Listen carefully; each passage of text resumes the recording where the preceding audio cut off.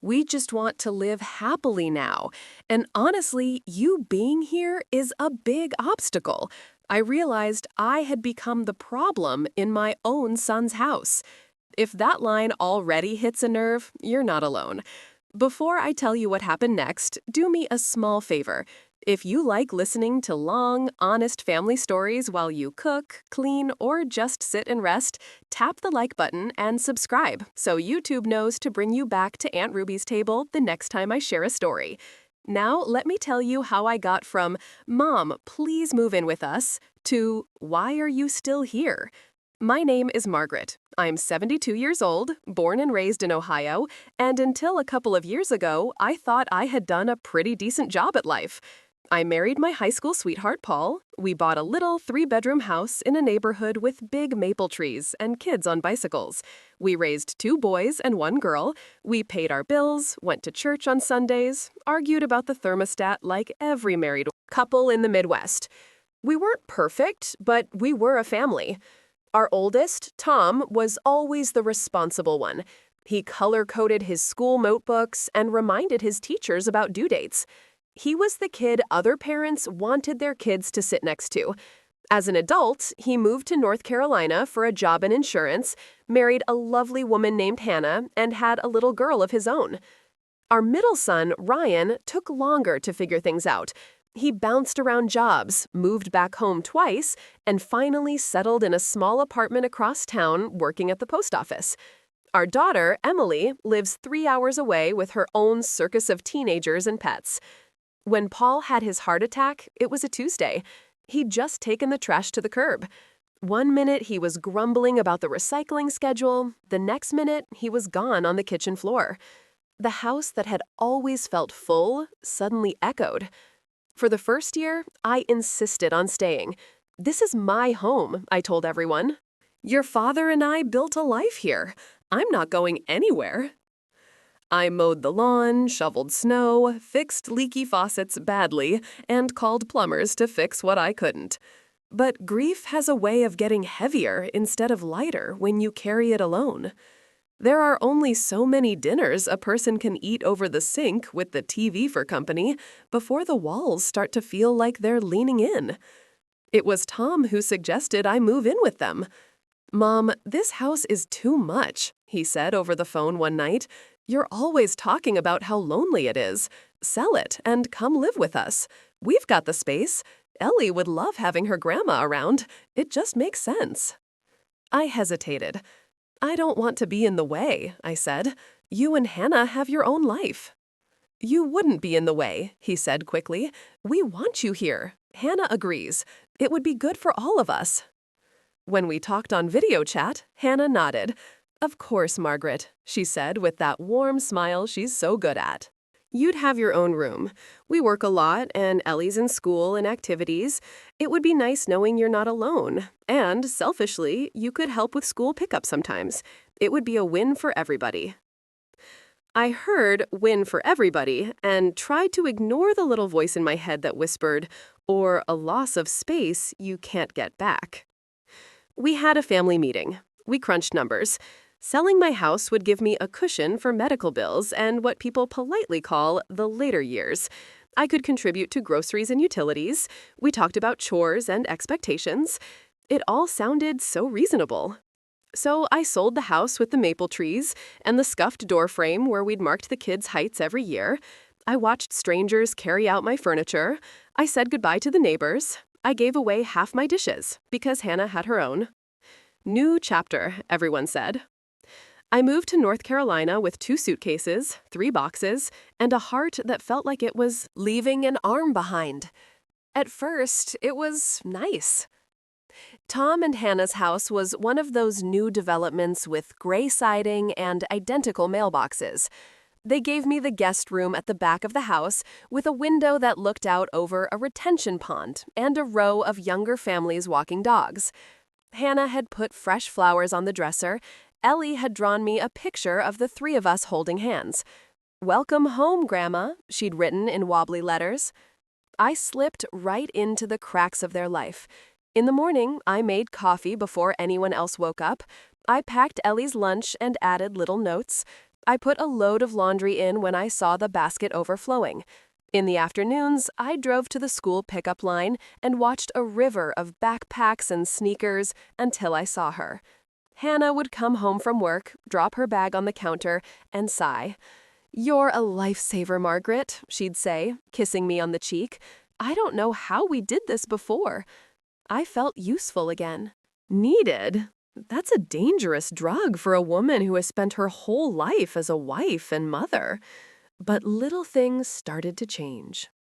At first, it was comments. Small, harmless-seeming worry. "Mom, you don't have to cook every night," Tom would say. "Hannah feels bad when you do everything." "I like cooking," I'd say. "It makes me feel normal." Then it was the schedule. "Margaret, could you try not to run the dishwasher during Hannah's Zoom calls?" Tom asked one night. "The noise carries." "Of course," I said. "Just tell me what time." Hannah started rearranging things in the kitchen. "I know you're used to doing it your way," she said, moving the mugs to a different cabinet. "But this works better for us. I just need to be able to find things quickly." I told myself it was her house. I was the guest, even if I'd sold my house to be here. The first real crack came the night I sat down on the couch between them to watch a movie. We'd finished dinner, Ellie was at a friend's house for a sleepover, and I thought, this'll be nice, a cozy family night. I walked into the living room holding a bowl of popcorn and started to sit in my usual spot on the end of the couch. "Mom, actually," Tom said, clearing his throat, "would you mind taking the chair tonight? We haven't had much time alone together lately." "Oh," I said, the word catching on my tongue. "Of course." I took the recliner in the corner, a little too far from the screen. They stretched out on the couch, legs tangled, as if I'd disappeared. It shouldn't have hurt. Married couples need alone time. I preached that to my kids for years. But there was a way to say it that didn't feel like shooing a dog off the bed. A few weeks later, Hannah sat me down at the kitchen table with a spreadsheet printed out. "Margaret," she said, "we really appreciate everything you do here, and we're glad you're with us. But we need to talk about some boundaries and expectations so we can all stay happy." Whenever anybody says the word boundaries with a smile, I brace myself. "Of course," I said cautiously. "What kind of expectations?" She slid the paper toward me. "We wrote down a few things," she said, "just to keep things clear. Some of them were reasonable. Please let us know before you invite anyone over. No answering our bedroom door unless it's an emergency. Then there were others. Do not comment on our parenting decisions in front of Ellie. Do not rearrange the kitchen or decorate common areas. No knocking on our door after 9 p.m. unless someone is physically ill. And at the bottom, in neat bullet points, we need at least 2 nights a week where we feel like it's just our home as a couple. On those nights, please keep to your room or go out so we can have alone time." A lump formed in my throat. "You want me to disappear?" I asked. "Not disappear," Hannah said quickly. "Just give us space sometimes. We're trying to protect our marriage. Our therapist says it's important." There it was again, the therapist. I nodded slowly. "I don't want to hurt your marriage," I said. "I just thought we were a family." "We are," Tom said.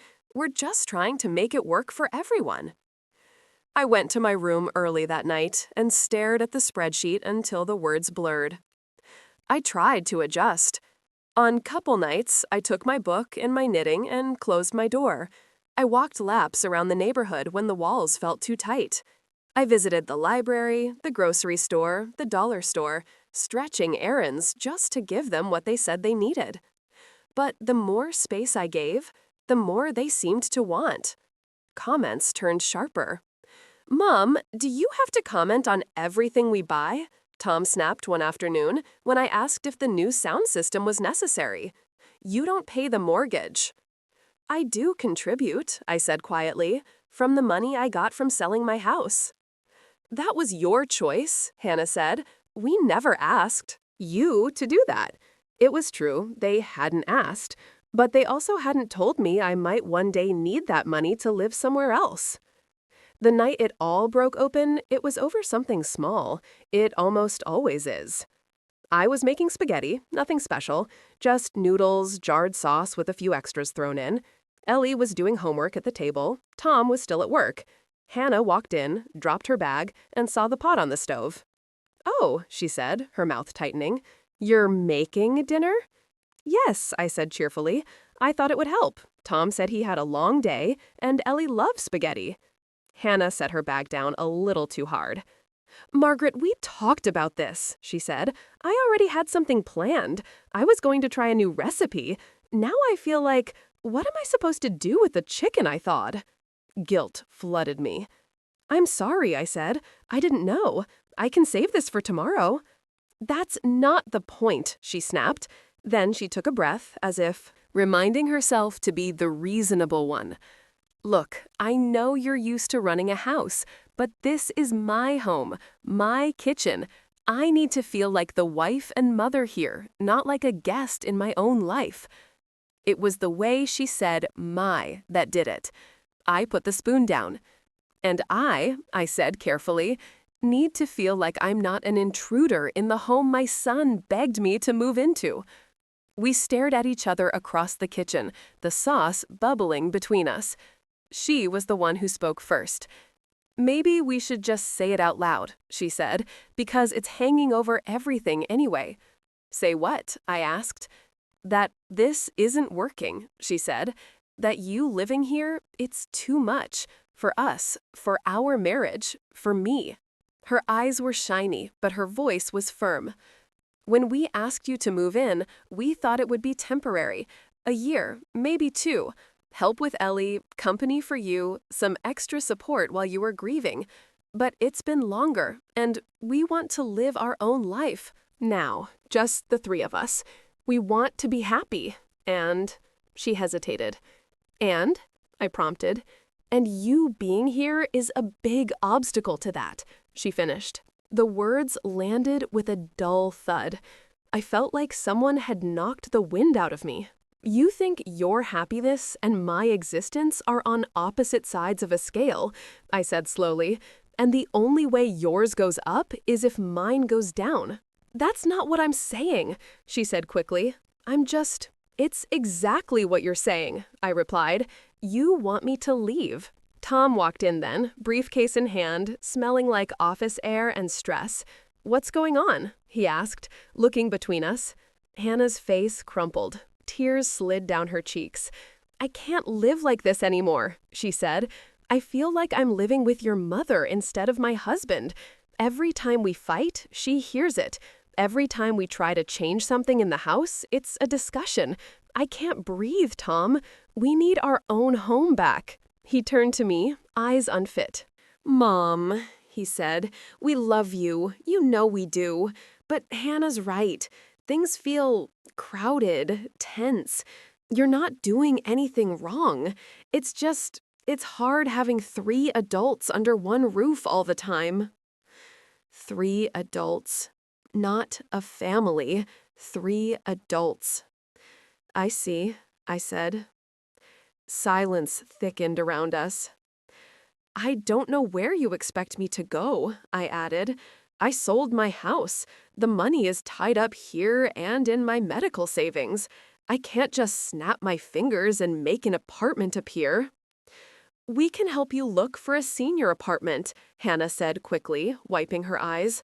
"There are communities with activities, people your age. You might even like it better." "And until then," I asked, "do I just lock myself in my room so I'm not in the way of your happiness?" Tom rubbed his temples. "Mom, please don't make this harder than it already is," he said. "We're trying to be honest. We don't want resentment to build. It's better to say it now than to start hating each other." I laughed then. It wasn't a pretty sound. "You're too late," I said softly. "Hurt is already here." That night, I cried quietly into my pillow like a child, so they wouldn't hear through the thin walls. In the morning, I got up, made coffee, and started looking up senior apartments on my phone. The prices were terrifying.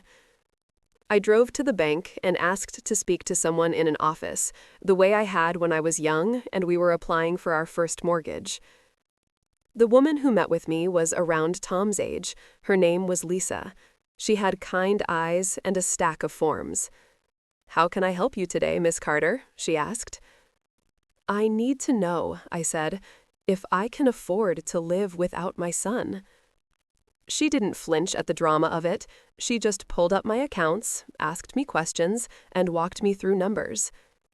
"If you're careful," she said, "and if you find a place that isn't too expensive, you could make it work. It would be tight, but not impossible." Tight, but not impossible. That might as well be my. On the way home, I stopped at a park. I sat on a bench and watched a little boy chase a squirrel, his mother laughing as she filmed him on her phone. I thought about my own mother, who had refused to move in with us when Dad died. "I won't be another woman under your roof," she'd said. "It's trouble. I see it in every family on our street. You come visit me. I'll be waiting with coffee and pie." At the time, I thought she was being stubborn. Now, I thought she might have been wise. When I got back to the house, Tom was in the kitchen alone. "Mom, we should talk about what Hannah said," he began. "We don't have to," I said. "I understood perfectly." "I don't want you to feel unwanted," he said. "Sweetheart," I replied, "you told me I'm an obstacle to your happiness. I feel exactly how you'd expect me to feel." He flinched. "That's not what I meant," he said. "It's what she said," I answered, "and you didn't disagree." He rubbed his face. "I'm stuck in the middle," he said helplessly. "I have to protect my marriage." "I am not asking you to choose between us," I said. "I'm telling you I heard you loud and clear. I won't live where I'm seen as a problem to be solved. I deserve, at this age, to sit on a couch without wondering if I'm stealing air from someone's happiness." He was quiet for a long moment. "What will you do?" he finally asked. "What women have always done," I said. "Figure it out." It took 2 months. I toured 3 senior apartments. The first smelled like bleach and boiled vegetables. The second had beautiful grounds, but a wait list longer than my remaining years. The third was okay, clean, bright, small, reasonably priced, close enough to a bus line and a grocery store. The first time I walked into the tiny one-bedroom unit they had available, I felt that familiar clutch in my chest. It wasn't home, but it was mine.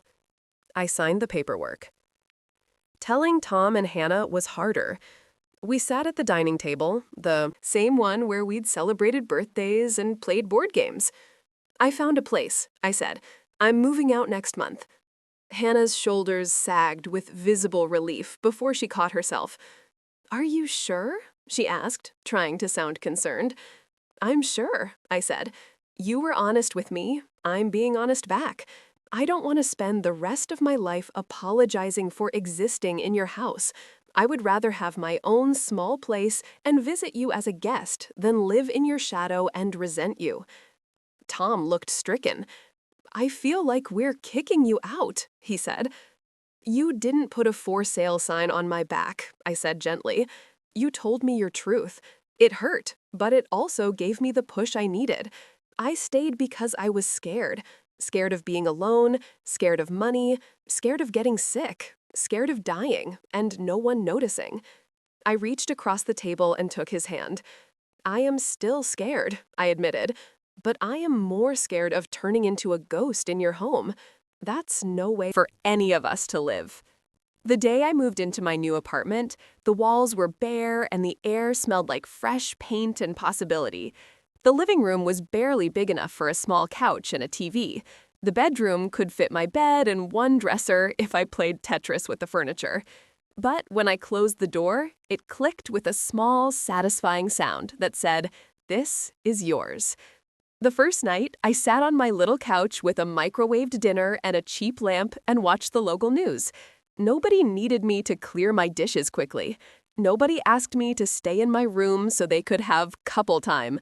Nobody sighed when I forgot which cabinet I'd put the cups in.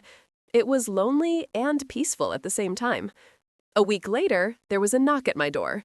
When I opened it, Tom stood there, holding a grocery bag. "I brought you a few things," he said awkwardly. "Snacks and, laundry detergent. I didn't know what you needed." "Come in," I said. He looked around the little apartment, taking in the miniature kitchen, the small couch, the thrift store coffee table. "This is nice," he said, "smaller than I pictured." "It's enough," I replied. He sat down, then immediately stood back up again, as if the cushions were hot. "Mom," he blurted, "I'm sorry for the way we talked to you, for making you feel like a burden. I didn't realize how it sounded until I pictured someone saying those words to my own daughter someday." I swallowed hard. "I'm sorry too," I said, "for sliding into your life so completely that you felt like you couldn't breathe. I thought I was helping. I thought I was being part of the family. I didn't see that you needed me to step back."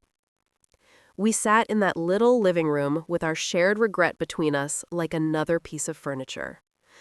"I hope, one day," I added, "when you're older, you'll remember this and find a better way to talk to Ellie if she ever wants to move in, or if she ever invites you in, or doesn't."